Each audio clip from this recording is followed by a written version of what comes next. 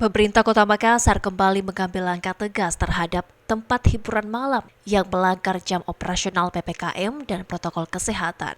Seperti salah satu THM yang berlokasi di Hotel Grand Claro yang kini dilarang beroperasi sementara karena adanya video viral kerumunan terjadi tanpa protokol kesehatan.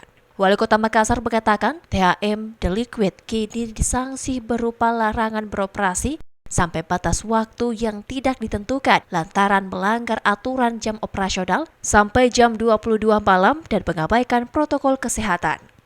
Sanksi diberikan demi menegakkan peraturan, selain itu untuk memberikan contoh kepada pelaku usaha lain untuk taat. Teman-teman sekalian, tidak selalu Satgas Rega yang temukan, juga bisa adalah laporan masyarakat. Beberapa karaoke sudah masuk laporan masyarakatnya, kita lagi proses. Ya, begitu didatangi terus terbukti, seperti video itu kan terbukti. Jadi begitu ada yang videokan, pasti kita akan cabut izinnya. Kalau yang ditutup ini berapa lama Pak kira-kira ini? Sampai dipastikan mereka mengikuti protokol kesehatan. Wali Kota Makassar menambahkan penutupan The Liquid akan terus dilakukan sampai pemilik usaha bisa menunjukkan itikat baik dalam menjalankan aturan pemerintah.